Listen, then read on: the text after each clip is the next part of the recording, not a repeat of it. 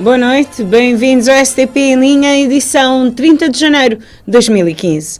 O chefe do Estado-Maior das Forças Armadas, Justino Ramos Lima, manifestou ao Conselho Superior da Defesa a sua disponibilidade em pôr o seu cargo à disposição. O anúncio foi feito pelo porta-voz do Conselho, João Bexigas, e pelo próprio Brigadeiro, através de um comunicado distribuído aos órgãos de comunicação social nesta sexta-feira. Depois do Conselho Superior de Defesa condenar a atitude do chefe do Estado-Maior das Forças Armadas, Justino Lima, em consequência da agressão a um indivíduo que tinha assaltado uma jovem militar, o brigadeiro disse que irá pôr o seu cargo à disposição. Prosseguimento do encontro que nós tivemos na segunda-feira passada, o Conselho hoje pôde também refletir e, como havíamos dito, necessitando de mais outras informações, outros dados, e na presença do senhor Brigadeiro, excelentíssimo senhor Brigadeiro Justino Lima, que é o chefe de Estado-Maior, depois de todas as considerações, o membro foi informado que, pelo senhor Brigadeiro Justino Lima, chefe de Estado-Maior, que iria colocar, eu sublinho bem, que iria colocar o seu lugar à disposição.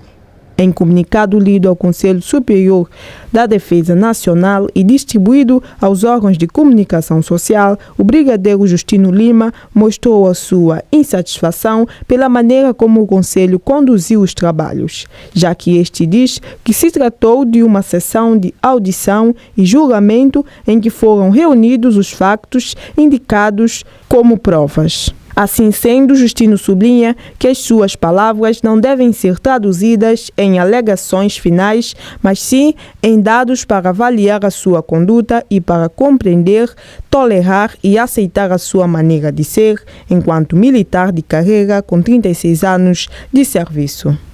Em comunicado que a Andilive teve acesso, Justino Lima fez a sua autobiografia e diz sentir-se orgulhoso daquilo que é, daquilo que fez. Para o brigadeiro, as diligências à volta do chamado filme dos pontapés foi de atacar, denigrir e afastar o chefe do Estado-Maior das Forças Armadas. Quanto ao inquérito, o comunicado diz que faltou explicitar a origem do filme e do autor que, na ótica do brigadeiro, violou a sua imagem. Por outro lado, o chefe do Estado-Maior reconheceu que o ato praticado não foi bonito, mas frisou que ele não é nenhum crente fanático praticante da tolerância pura.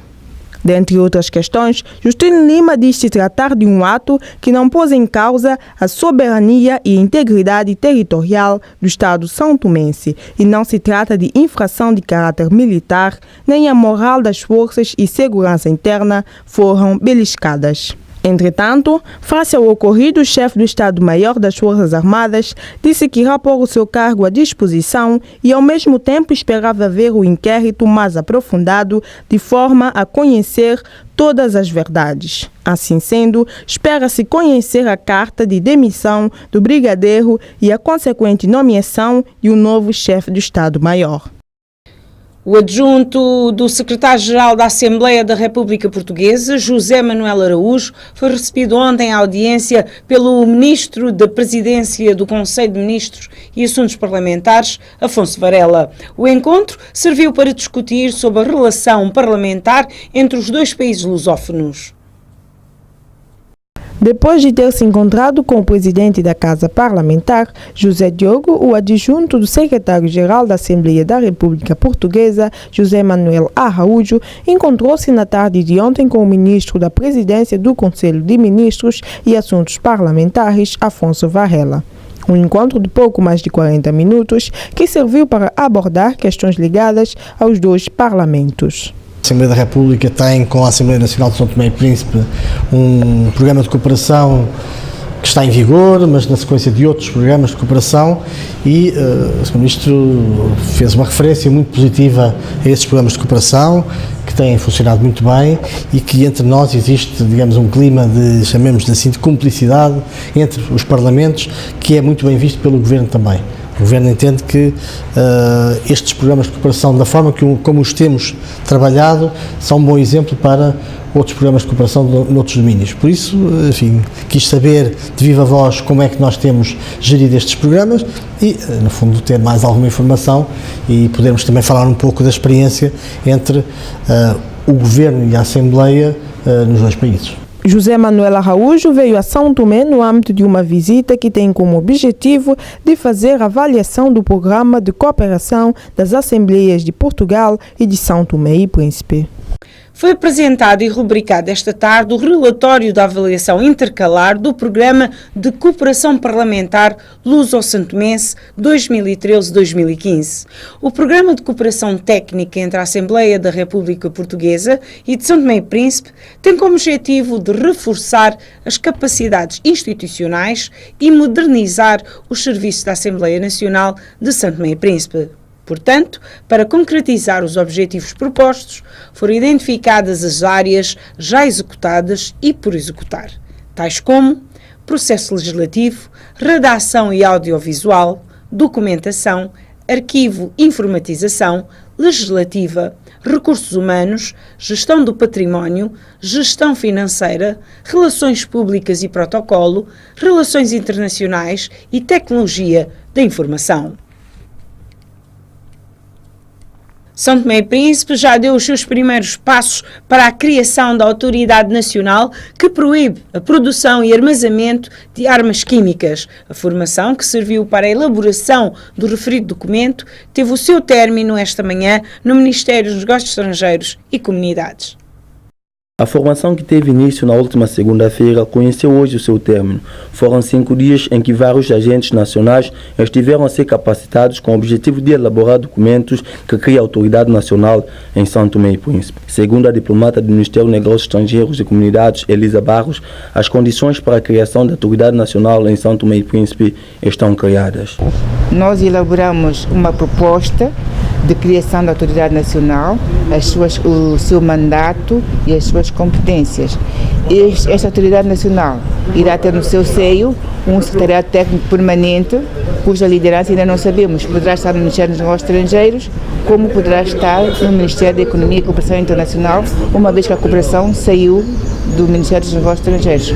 Portanto, são ministérios que terão uma maior ligação e então poderão liderar, portanto, a Autoridade Nacional. O secretário-geral da Autoridade Nacional do Brasil, Sérgio Frazão, realçou que com esta ação de formação, o país ganhou subsídios para a criação da Autoridade Nacional e fazer a sua implementação. No âmbito da implementação para a proibição de armas químicas, da Convenção para a Proibição de Armas Químicas, São Tomé agora recebeu todos os subsídios necessários para que possa criar a Autoridade Nacional de São Tomé e Príncipe e iniciar uma implementação da Convenção como um todo, implementando todos os dispositivos do texto da Convenção.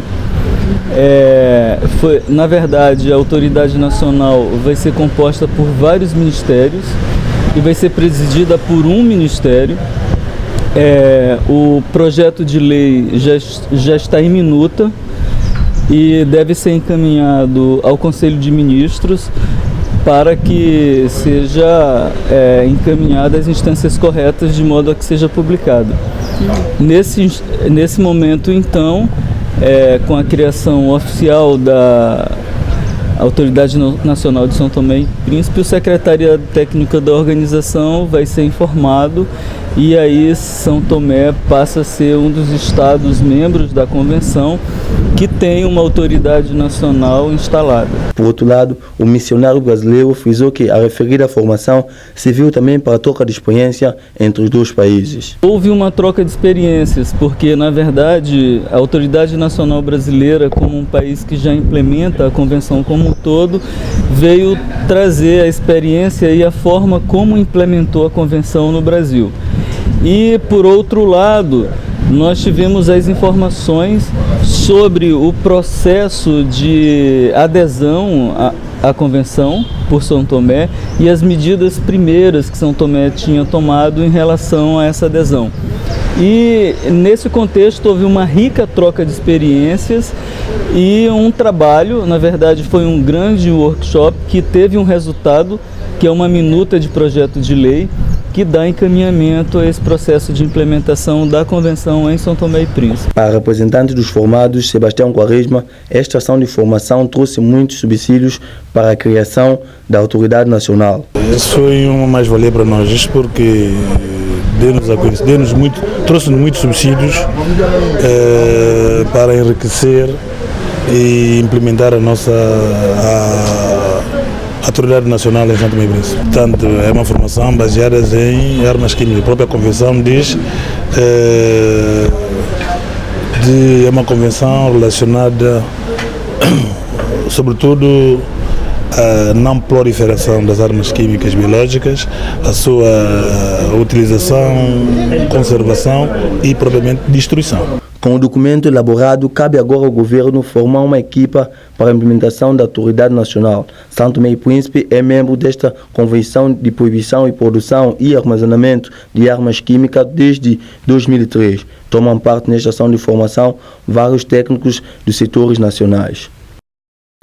Foi oficializada na tarde de ontem a Associação Lions Club em São Tomé e Príncipe. A cerimónia decorreu no Centro Cultural Brasil, São Tomé. A Lions Club São Tomé e Príncipe faz parte de uma das mais prestigiadas associações ao nível mundial, a quase centenária Lions Club Internacional. Esta associação está presente em 206 países e conta com cerca de 1.500.000 membros e associados. A associação está no país há mais de um ano e conta com cerca de 70 membros.